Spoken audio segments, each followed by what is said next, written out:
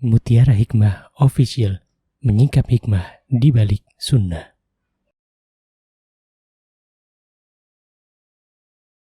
Salurkan donasi terbaik Anda untuk mendukung dakwah Mutiara Hikmah Official.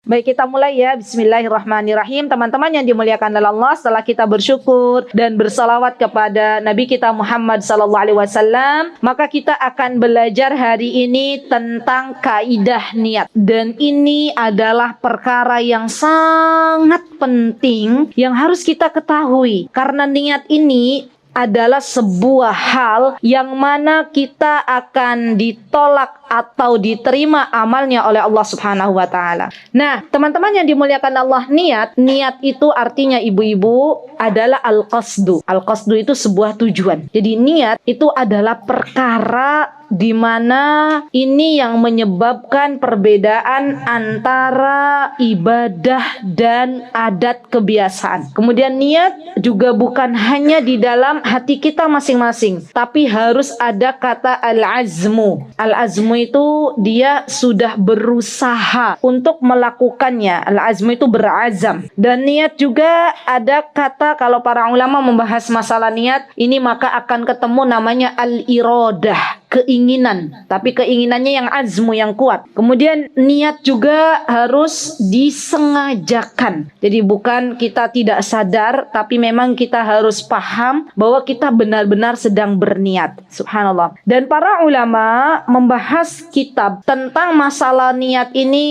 dengan berbagai macam kitab. Jadi masalah niat ini satu bab dibuat oleh para ulama dengan banyak kitab. Subhanallah. Karena mereka sangat berhati-hati dengan niat. Bisa dibayangkan kalau niatnya seseorang salah, maka yang akan didapatkan capeknya saja. Saya sering memisalkan mbak-mbak, kalau mbak-mbak itu naik ke lantai 20, naiknya itu mau ke sebuah tempat penginapan, karena jadul di kampung jadi nggak ada lift. Naik sudah ke lantai 20, kira-kira capek nggak? Sampai di depan pintu penginapannya, persis depan kamarnya, kuncinya ketinggalan di bawah. Kira-kira kalau mbak-mbak kejadian seperti ini yang dialami, kira-kira nesu mboten? Nyesel kan? Ya Allah, ini sudah putaran keberapa? Sudah tangganya bukan tangga yang enak untuk dinaiki, ternyata kuncinya ketinggalan di bawah. Ya subhanallah. Sama dengan orang, misalnya tukang bangunan, dia mau membangun sebuah bangunan bawa pasir, dikiranya pasirnya penuh satu ember, sampai di tempat tujuan yang akan dibangun ternyata tinggal setengah. Kira-kira sayang napa mboten?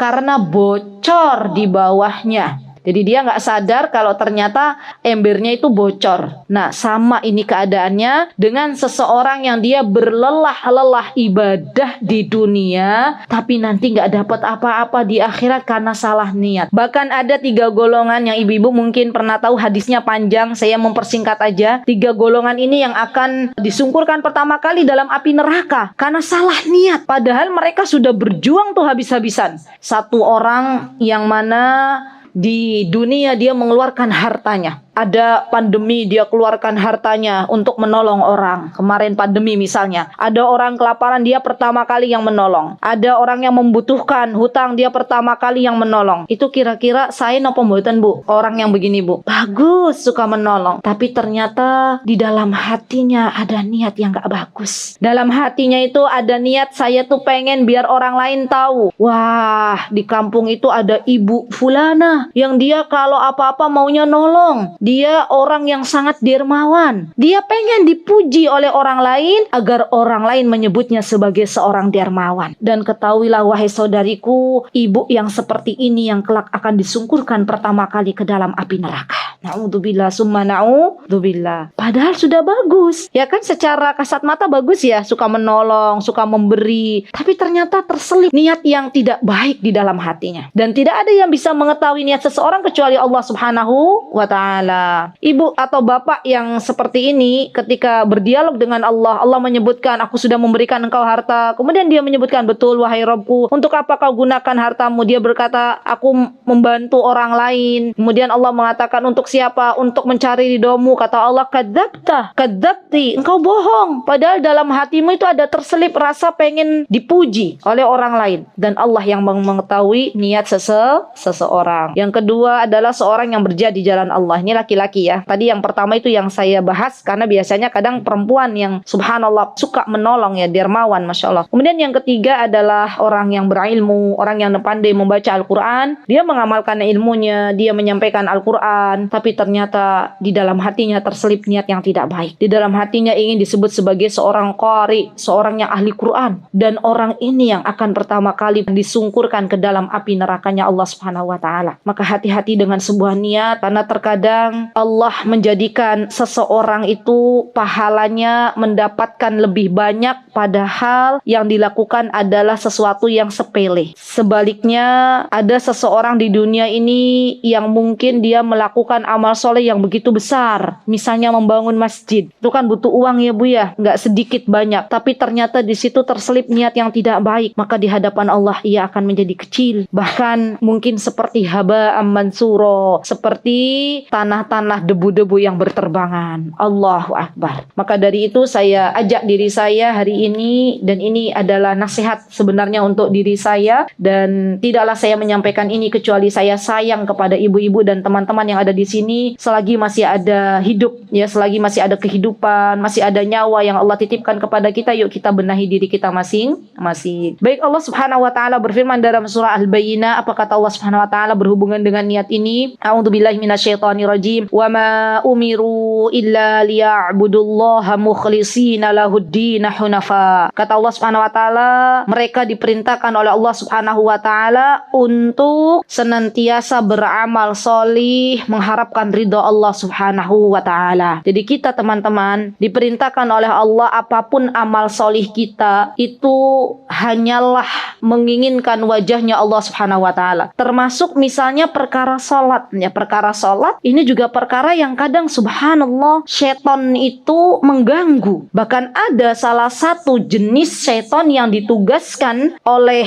rajanya syaitan, rajanya jin, untuk mengganggu orang-orang yang salat. Nama syaitan itu khinzib, namanya khinzib. Nah, ini yang mengganggu orang-orang yang salat. Maka dari itu subhanallah, luruskan niat. Ada orang salat, dia salat, tapi ternyata niatnya yang penting ngisi absen, gitu kan? Ada toh? Ada yang dia salat, niatnya hanya ingin mencari dunia. Semuanya ada di hadapan Allah Subhanahu wa Ta'ala. Dan saya nasihatkan untuk diri saya terlebih dahulu dan untuk teman-teman semuanya, jangan sepelekan perkara salat, karena agungnya perkara salat. Allah Azza wa Jalla teman-teman tidaklah memerintahkan sesuatu, baik itu zakat, baik itu saum, puasa, kecuali melalui malaikat Jibril. Tapi untuk perkara masalah salat ini, Allah angkat Rasulullah SAW Isra Miraj ke atas langit hanya untuk menyampaikan perkara salat. Dan perkara salat ini nggak boleh kita sia-siakan, apalagi sampai kita tinggalkan. Subhanallah, kita malu sama Allah, malu sama Allah. Kita hari ini tuh sudah diberikan oleh Allah banyak nikmat. Tadi saya sudah berkata bahwa jari itu adalah nikmat. Kita dikasih makan sama Allah, bisa minum air seteguk demi seteguk teman-teman. Ini nikmat. Saya mendapati seorang ibu dulu pernah sakit, di mana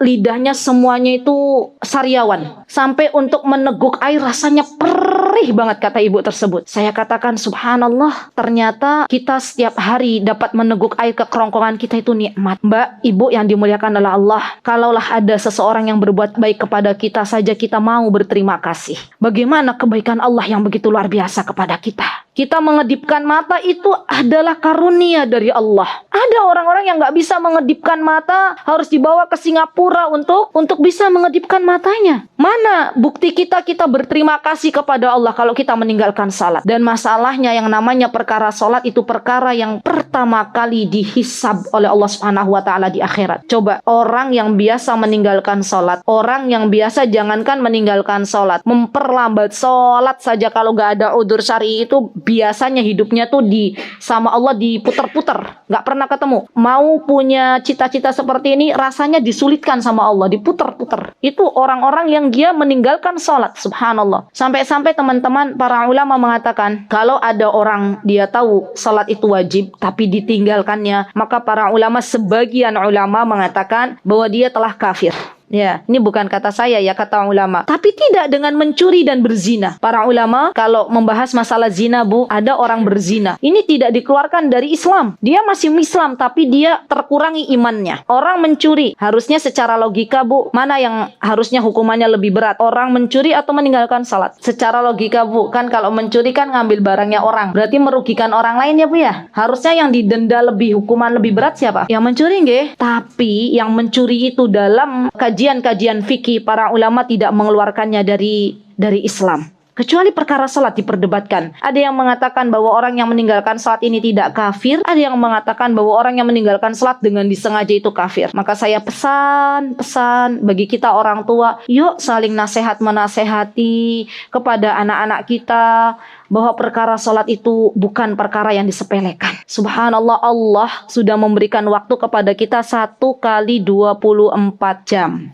Salat wajib, misalnya anggap saja kita salat 1 kali waktu berapa menit, Bu? 15 menit.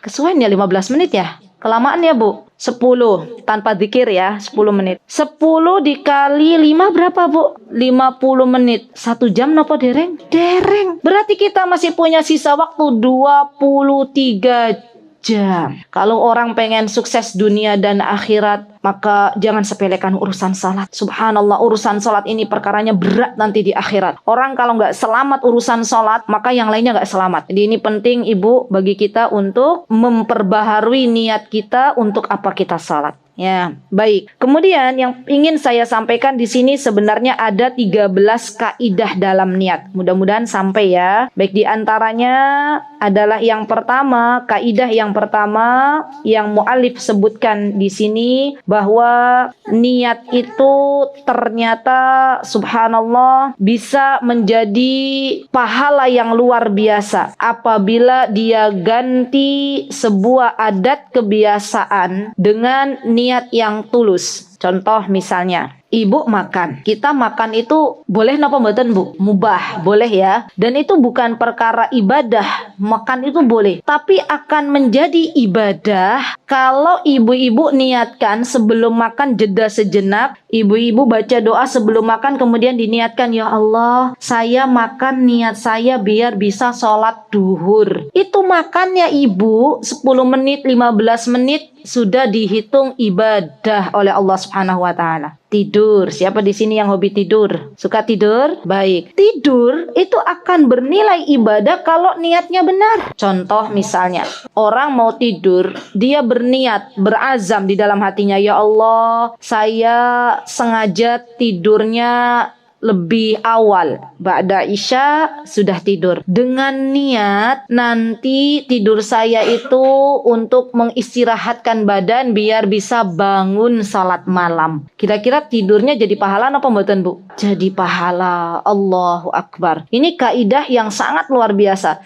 Jadi jangan sampai sesuatu yang itu adalah mubah kemudian kita tidak bisa menikmati pahala yang telah Allah sediakan. Atau misalnya contohnya, zaman sekarang anak-anak muda itu suka healing-healing, Bu. Tahu healing-healing? Jalan-jalan. Nah, biar jalan-jalannya tidak sia-sia, sebelum jalan-jalan mbak-mbak niat. Ya, apa niatnya? Ya Allah, saya mau jalan-jalan. Biar nanti sepulang dari jalan-jalan saya semangat lagi ngaji Qur'annya. Jadi kan melihat ciptaannya Allah yang begitu indah, saya jadi semangat lagi untuk mendekatkan diri kepada Allah. Karena untuk menghilangkan kejenuhan. Karena kadang aktivitas harian tuh terkadang ya, Bu, yang namanya juga kita di dunia ya, terkadang itu mengundang sebuah kejenuhan. Nah, apa yang mesti dilakukan? Yang mesti dilakukan adalah rihlah. jalan-jalan healing. Kalau healing kita diniatkan untuk melihat ciptaannya Allah, jalan-jalannya kita diniatkan agar sepulang dari jalan-jalan kita bisa lebih giat lagi untuk membaca Al-Quran, maka jalan-jalannya kita dihitung pahala di sisi Allah Subhanahu wa ta'ala. Subhanallah. Kemudian contoh lagi, misalnya ada, ini boleh ibu-ibu kasih ke bapak-bapak. Bapak-bapak cari uang. Cari uang itu kan sebuah hal yang diperbolehkan ya Bu. Tapi akan berbeda orang yang meniatkan ketika mencari uang itu diniatkan untuk memberikan nafkah kepada anak istrinya. Maka dia keluar rumah, suami-suami kita 3 jam, 4 jam, sampai misalnya 5 jam. Selagi dia diniatkan untuk nanti memberikan nafkah kepada anak istrinya, maka kerjanya mereka itu dihitung pahala oleh Allah Subhanahu wa ta'ala. Enak napa mboten Bu? Enak, subhanallah. Termasuk subhanallah, misalnya Allahu Akbar, ini yang mungkin kita juga lalai ya ibu-ibu, menutup aurat. Orang pakai baju, orang-orang non muslim juga pakai baju ya. Tapi kalau kita niatkan bahwa pakai bajunya kita dalam rangka menutup aurat, beribadah kepada Allah Subhanahu wa ta'ala, maka selama kita keluar kita pun mendapatkan pahalanya. Subhanallah. Jadi ini yang kedua adalah al-adat tanqalibu ibadat bin niyatis salihah. Sebuah adat kebiasaan itu bisa berubah menjadi ibadah karena sebuah niat. Di apapun yang ibu-ibu lakukan, misalnya ibu-ibu masak gitu. Masak kan perkara yang biasa ya Bu. Itu akan bernilai pahala kalau ibu-ibu niatkan, ya Allah, saya mau masak. Saya pengen masak ini dalam rangka biar anak-anak saya mau menuntut ilmu. Nanti makan dulu biar anak saya dikuatkan oleh Engkau dalam menuntut ilmu. Masaknya ibu-ibu, menghidangkan masakan itu dihitung pahala mboten sama Allah. Dihitung pahala. Kan masak itu aslinya bukan ibadah. Aslinya sebuah adat kebiasaan ya Bu ya. Dan itu akan bernilai pahala kalau kita niatkan untuk mendapatkan sesuatu di hadapan Allah Subhanahu wa ta'ala. Baik, kemudian di antara kaidah yang kedua. Tadi yang pertama ya. Yang kedua adalah kaidah yang disebutkan oleh para ulama bahwa subhanallah, ketahuilah yang namanya niat itu harus benar-benar tidak boleh dicampuri dengan sesuatu apapun yang menduakan Allah. Ini niat. Karena kalau sudah dicampuri dengan sesuatu yang menduakan Allah, maka Allah akan menolak amal soleh tersebut. Karena sesuatu tersebut akan ditolak oleh Allah Subhanahu wa ta'ala. Jadi syarat di antara syarat agar kita diterima ibadah kita oleh Allah Subhanahu wa ta'ala adalah tashihun niyah, membenarkan niat kita masing-masing. Kenapa demikian? Karena niat yang buruk itu amalannya tidak diterima di sisi Allah. Ada orang sedekah, ada orang baca Quran, tapi ternyata baca Qurannya untuk melarisi dagangannya. Kira-kira baca Al-Qur'annya diterima di sisi Allah apa mboten Bu? Mboten. Karena dia jadikan bacaan Qur'annya sebagai jimat dia. Dan Allah kasih benar, Allah larisi dagangannya, Allah lariskan dagangannya. Tapi dia sudah mendapatkan di dunia. Padahal yang namanya baca Al-Qur'an itu, kalau kita perhatikan, satu huruf dibalas oleh Allah dengan 10 kebaikan, maka itu perniagaan yang tidak pernah merugi. Orang-orang yang biasa menjual Al-Qur'an, bacaan-bacaannya untuk dunia akan menyesal nanti di akhirat sejadi-jadinya. Karena dia sudah mengambil jatah pahalanya di dunia. Dia sudah diberikan oleh Allah Subhanahu wa ta'ala rizki di dunia karena dia menjadikan jimat-jimat di dalam Al-Quranul Karim. Subhanallah, hati-hati ya Bu. Kadang tuh kita melihat misalnya ada orang lain bilang ke kita, "Lek daganganmu pengen laris ki moco surat iki," misalnya gitu ya. Terus kita benar lihat, oh iya memang dia juga laris dagangannya. Jangan ikut-ikutan. Karena subhanallah, Al-Quran ini diturunkan bukan untuk melarisi jualan kita. Tapi Al-Quran ini kelak akan menghantarkan kita, tidak pernah meninggalkan kita sampai kita di alam kubur. Sampai kita nanti di akhirat, kalau bacaan Al-Quran kita untuk Allah, maka Al-Quran akan datang memberikan syafaatnya di hari kiamat nanti. Dan kita tahu orang-orang yang sudah berada di negeri akhirat, dia ingin mendapatkan syafaat di hari kiamat nanti. Baik, kemudian kaidah yang keberapa Bu? Yang ketiga. Kaidah yang ketiga adalah an-niyatu syartun li sihhatil ma'murat wa syartun li tartubis thawabi fit turuq atau fit turuki. Maksudnya adalah niat ini, Bu, kaidah yang keempat, niat ini adalah syarat sah dari al-ma'murat. Al-ma'murat itu sesuatu yang diperintahkan oleh Allah Subhanahu wa taala. Dan niat juga menjadi syarat seseorang akan diberikan pahala ketika dia menjauhi apa-apa yang dilarang oleh Allah.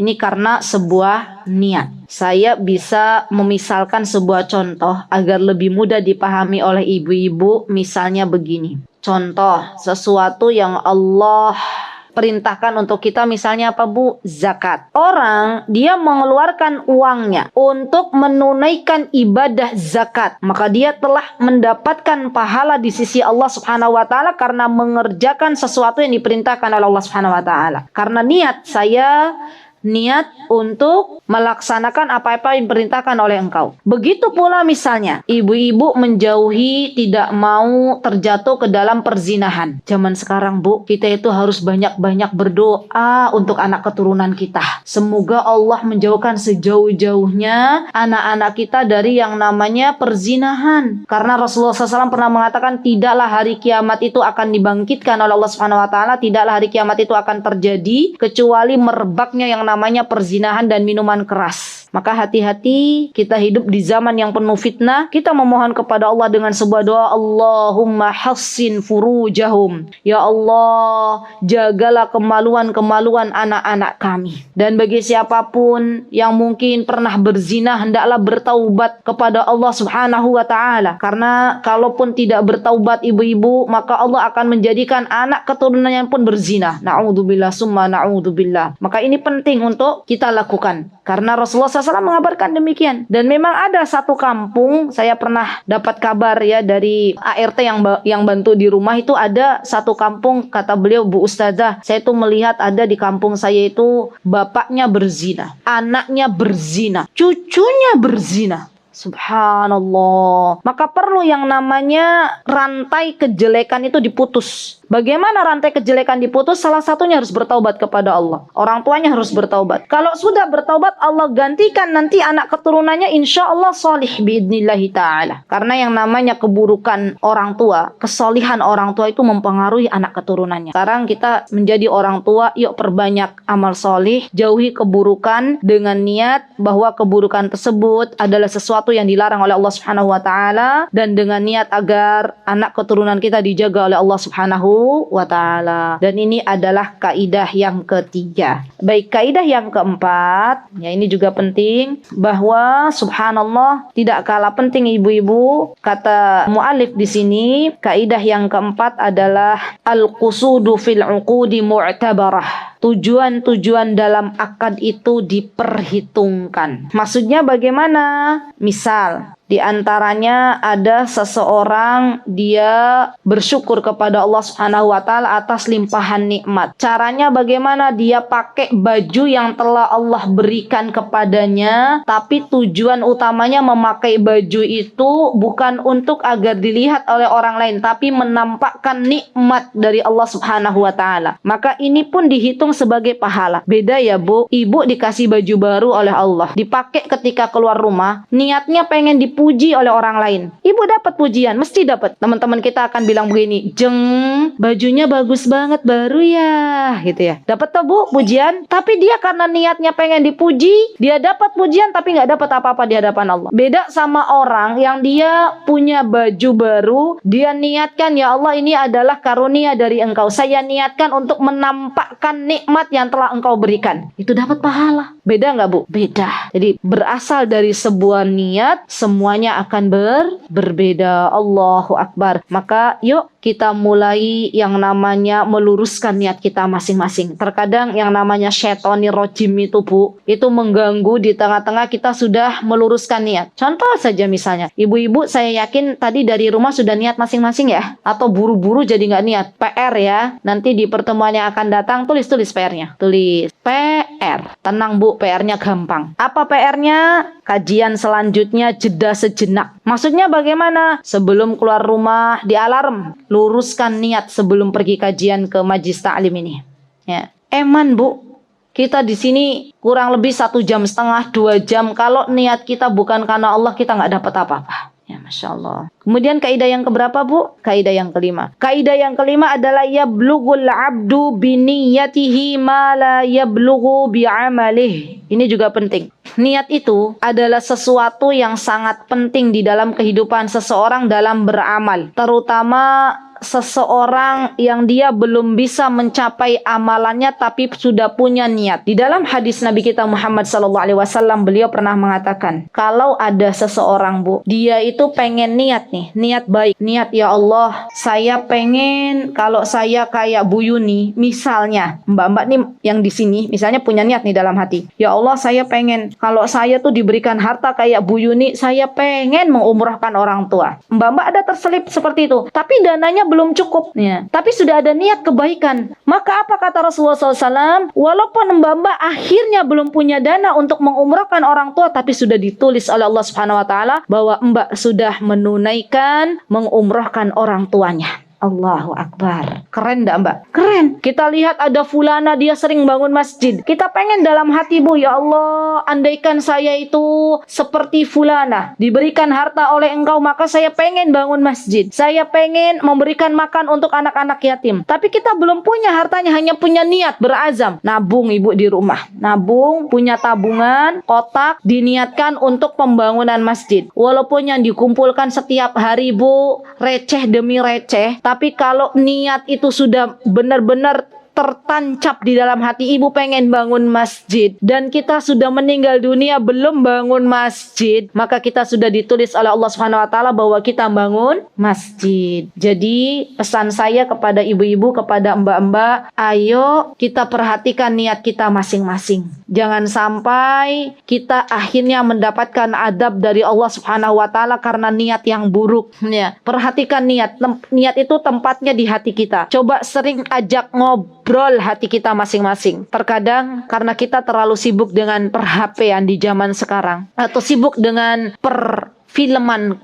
dunia Korea, akhirnya kita lupa sama sekali melihat hati kita. Mungkin hati kita sudah sakit, mungkin hati kita bahkan sudah mati. Dan di antara ciri orang-orang yang hatinya sudah mati itu, Bu, kalau ada orang memberikan nasihat mental, ya, ada orang yang dia misalnya meninggalkan zakat, tidak bayar zakat, dia tidak sholat, terus dinasihati, ini loh, Bu, yang namanya meninggalkan zakat sedangkan engkau tuh sudah harus membayar zakat, dan engkau meninggalkan zakat itu sebuah hal yang dilarang oleh Allah Subhanahu Wa Taala, itu dosa. Kata ibunya, kamu kok kayak gitu banget ngurusin hartaku, itu kan hartaku bukan hartamu. Lah kalau ada yang bilang begitu, artinya hatinya sudah mati. Ada orang yang meninggalkan salat, Bu, panjenengan ki muslimah, koyo iso ninggalin salat. Terus dia bilang, apa sih kamu sok suci, tahu kamu tuh rajin salat, gitu misalnya. Ini kan waktu-waktuku, kamu iri aja ya dengan saya misalnya. Subhanallah, ketahuilah bahwa hati yang demikian itu sudah mati. Ya, subhanallah. Maka hati-hati, lakukan setapak demi setapak, perhatikan hati kita, karena sesungguhnya hati kalau sudah baik, maka seluruh jasad pun akan baik. Idza saluhat saluhal jasadu kulluh, wa idza fasadat fasadal jasadu kulluh. Apa kata Rasulullah? Kalau seseorang itu dia punya hati, ala wahyal qalb, hatinya baik, maka kelakuannya juga baik. Kalau orang hatinya rusak, Bu, niatnya rusak, maka biasanya kelakuannya pun tidak baik. Itu bisa terlihat dalam tutur kata, dalam tindak tanduk setiap hari yang bisa kita lihat. Maka hati-hati sekali dalam hati yang perlu kita lihat kembali. Baik. Kemudian di antara kaidah yang keberapa, Bu? Keenam. Baik.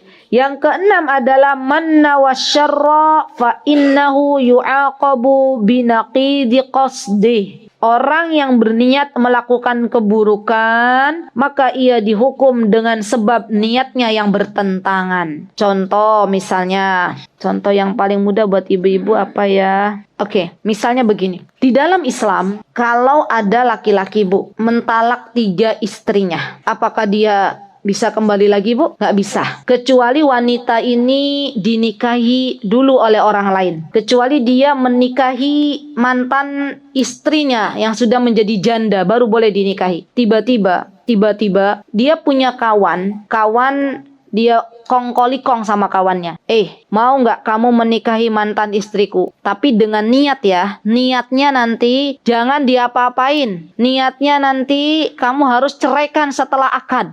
Niat nggak Bu? Niat. Karena si temennya ini nurut, dibayar.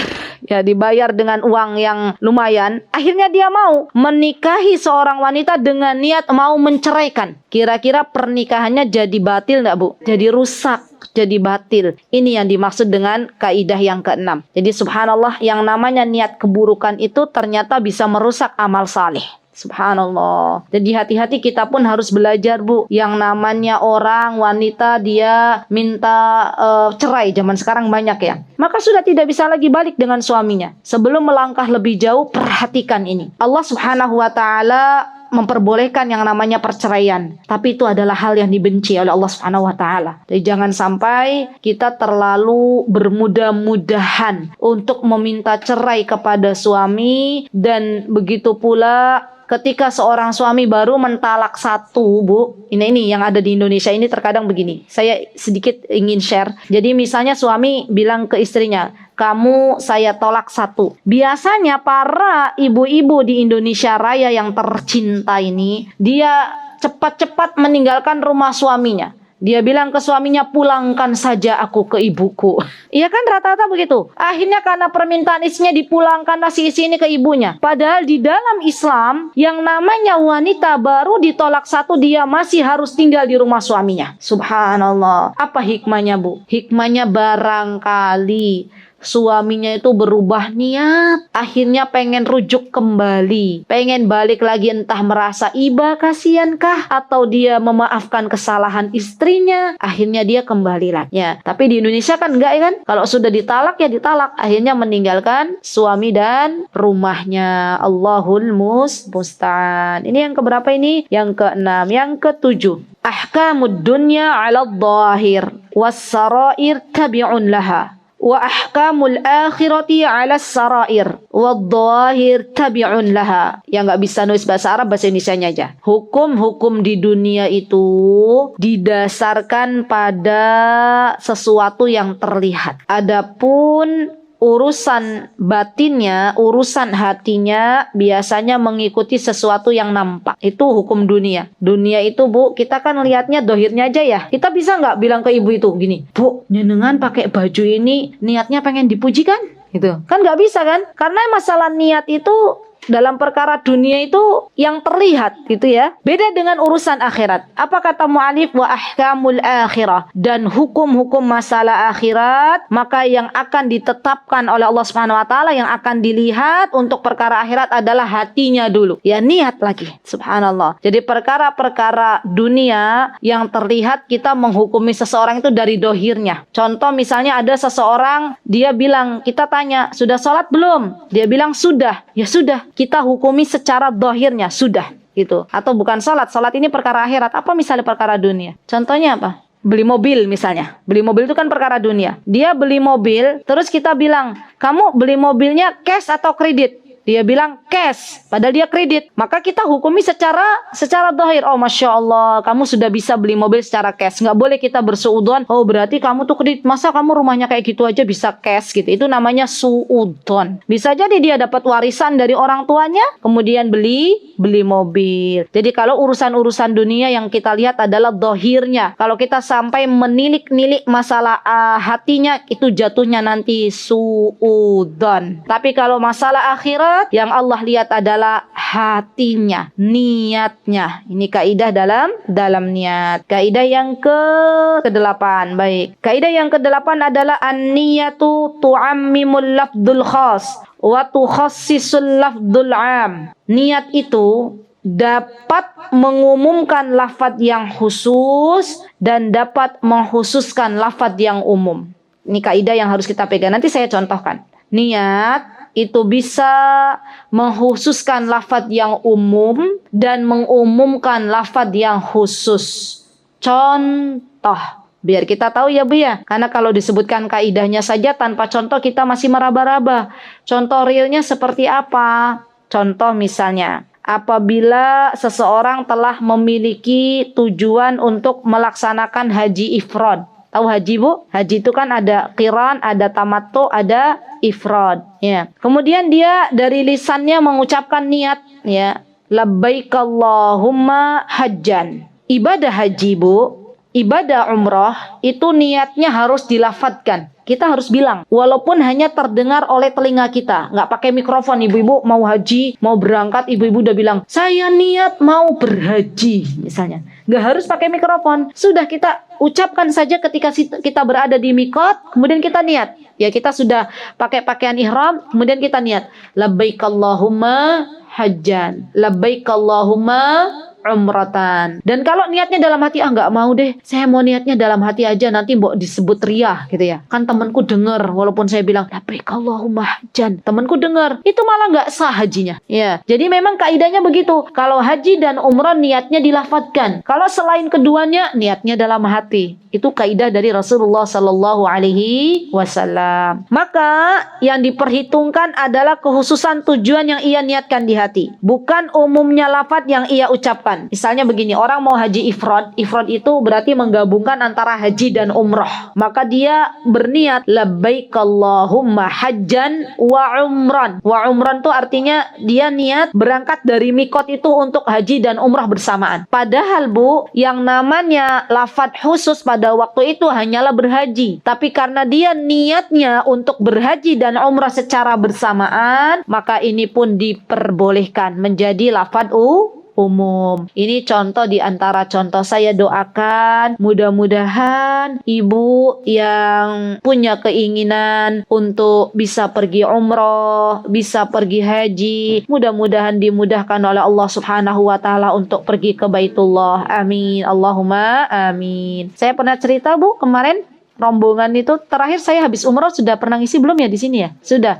Yang tukang bubur sudah ya? Itu bisa umroh. Allahu Akbar. Maka minta kepada Allah. Apa doa kita? Allahumma inna nas'aluka antazura baitikal mu'azzam wa rasulikal mukarram fi hadhihi sanah bi ahsanil hal. Apa artinya? Kalau nggak bisa bahasa Arabnya, yaudah bahasa Indonesia saja. Ya Allah, saya memohon kepadamu agar engkau panggil hambamu untuk berkunjung ke Baitullah di tahun ini dalam keadaan yang baik. Ya Allah, saya memohon kepadamu, panggil hamba, panggil orang tua hamba untuk bisa mengunjungi Masjidil Haram. Karena boleh, Bu, yang namanya rihlah, perjalanan jauh itu, kata Rasulullah SAW, hanya 3. La tasyuddur rihal illa fi thalas. Tidaklah kita itu berjalan ya ke sebuah tempat yang jauh kecuali 3 tempat. Masjidil Haram, Masjid Nabawi, dan Masjidil Aqsa.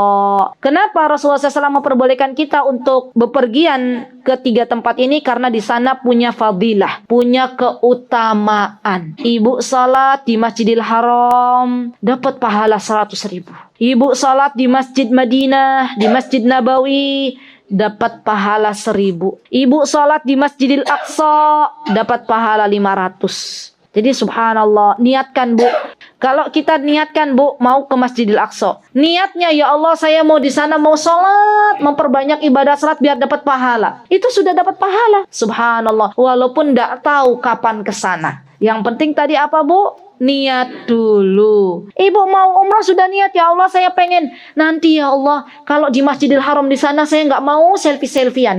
Sudah niat tuh dari sini. Ya Allah benar-benar saya mau tulus. Karena terkadang, Bu, subhanallah, terkadang ada sesuatu tuh yang merusak amal solih kita dalam umrah, dalam haji itu mungkin karena kita terlalu banyak update status. Ya, kita selfie sana, selfie sini, apa? Untuk bisa dilihat oleh orang lain bahwa saya itu dalam keadaan sedang berhaji, bahwa saya dalam keadaan sedang umroh. Maka ini hati-hati, sesuatu yang bisa merusak nih niat. Baik, kaidah yang keberapa, Bu? Insya Allah sampai kaidah yang ke-10 saja. Ke-9. Baik, kaidah yang ke-9. Al-imanu mabnaha 'alal maqasid wal aghradi la 'alal mabani wal alfad. Apa itu artinya? Sumpah itu dibangun di atas maksud dan tujuan, bukan di atas lafaz dan kata-katanya. Contoh misalnya, di sini disebutkan misalnya adalah seseorang bersumpah untuk tidak makan dan menerima hadiah dari fulan yang dia sudah terkenal seorang rentenir. Tahu rentenir ya, Bu? Pokoknya saya nggak mau deh menerima hadiah dari dia. Dia kan rentenir gitu ya. Kemudian si fulan ini dia bertaubat kepada Allah. Yang tadinya rentenir itu bertaubat kepada Allah Subhanahu wa taala. Dan Allah terima taubatnya. Ya, subhanallah. Maka si A yang sudah dia berniat untuk tidak menerima hadiah selama-lamanya dari fulan yang rentenir, itu tidak diperbolehkan untuk menerima hadiah ini. Karena dia sudah niat dari awal, saya nggak mau menerima hadiah dari A selama-lamanya. Padahal si A-nya akhirnya bertaubat. Tetap tidak boleh kata ulama. Karena dia sudah bersumpah. Wallahi misalnya. Sumpah itu wallahi. Demi Allah saya tidak akan menerima hadiah dari A. Karena dia adalah seorang rentenir selama-lamanya. Maka ketika si A ini dia bertaubat sudah nggak jadi rentenir lagi, ngasih sesuatu dia nggak bisa menerima. Kecuali nanti dia kena kafarah. Ya, kalau mau menerima dia bayar dulu denda. Dan ibu-ibu saya izinkan saya memberikan pesan untuk kita semuanya. Kalau kita melihat seseorang itu sedang bermaksiat kepada Allah saat ini, entah dia seorang rentenir, entah dia seorang yang meninggalkan salat, entah dia seorang yang terjerumus dalam riba, entah dia seorang perempuan yang pelacur pun sekalipun, maka jangan pernah kita menghinakannya. Karena kita nggak tahu hidayah Allah itu kapan menyapanya. Bisa jadi, subhanallah, orang-orang yang saat ini sedang bermaksiat kepada Allah, kemudian Allah berikan hidayah kepadanya. Ternyata setelah Allah berikan hidayah kepadanya, dia benar-benar bertaubat kepada Allah, benar-benar beramal soleh karena Allah, dia sudah nyalip kita dalam beramal saleh. Subhanallah. Kita bisa lihat contohnya Fudail bin Iyad. Fudail bin Iyad adalah seorang tabi'in, seorang ulama besar. Yang dulu, Bu, sebelum bertaubat, dia itu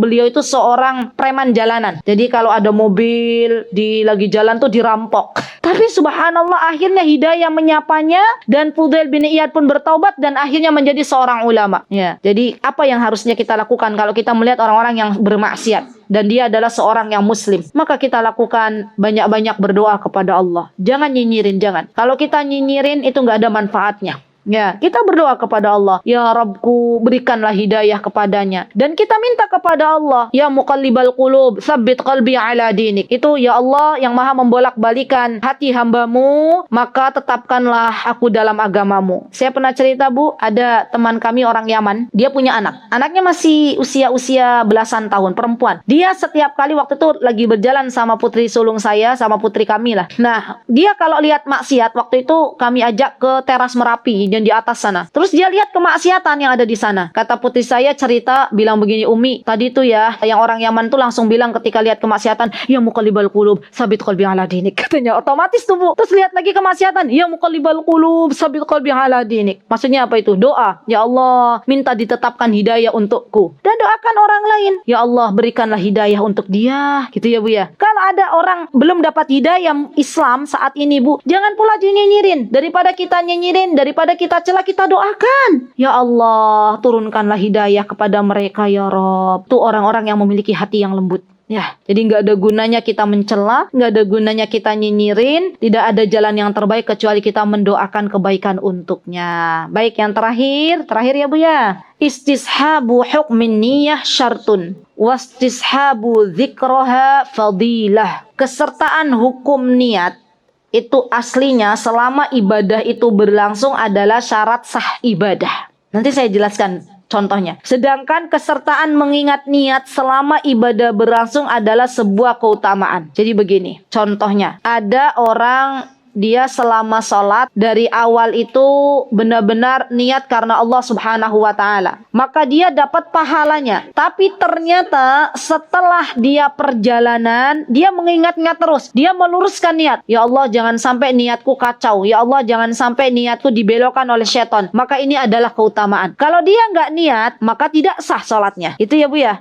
Kan diantara syarat orang rukun sholat itu apa? Niat. Orang kalau dia berwudu saja, nggak punya niat wudu, dia cuma cuci muka, cuci kaki, cuci tangan, itu sudah tergolong wudu apa dereng? Dereng. Tapi kalau dia niatnya berwudu, maka dapat pahala apa mboten? Dapat pahala. Di sepanjang dia berwudu, dia luruskan niat. Maka ini adalah keutamaan yang harus dilaksanakan. Jadi di awal niat itu adalah sebuah rukun dalam sebuah ibadah. Di pertengahannya mengingat niat untuk meluruskannya adalah sebuah keutamaan.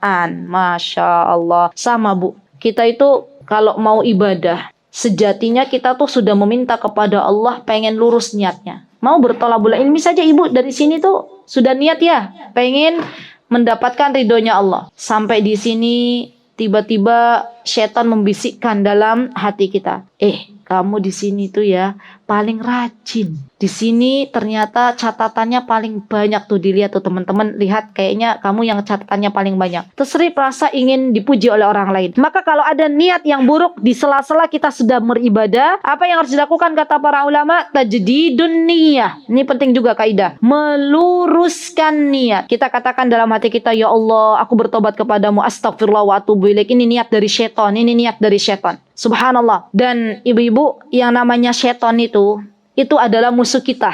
Semua diri kita itu punya musuh, dan musuh yang paling nyata itu adalah sebenarnya syaitan. Bukan sesama saudara kita, bukan. Mereka adalah saudara. Dan yang harus diperangi oleh kita saat ini adalah hawa nafsu kita, yang kadang membelokkan kita dari sesuatu yang lurus menjadi sesuatu yang tidak baik. Baik, alhamdulillah sudah 10 kaidah dalam niat yang kita tulis, dan yang paling penting adalah diamalkan, karena ilmu tanpa diamalkan itu seperti buah atau seperti pohon yang tidak berbuah, dan ilmu yang diamalkan itu seperti sebuah pohon yang buahnya sangat lebat. Allah akan berikan keberkahan dalam ilmunya. Nas'alullahal azim rabbal arsyil azim an yanfa'ana wa yanfa'al muslimina wal muslimat. Nas'alullahal azim rabbal arsyil azim an yarzuqana ilmun yantafa' bina. Allahumma inna nas'alukal jannah wa na'udzubika minan nar. Allahumma inna na'udzubika min ilmin la yanfa' wa min qalbin la yakhsha'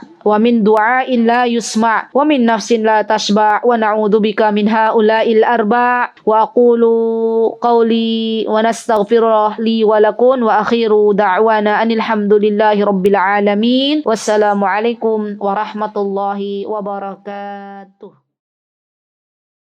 Mutiara Hikmah Official, menyingkap hikmah di balik sunnah.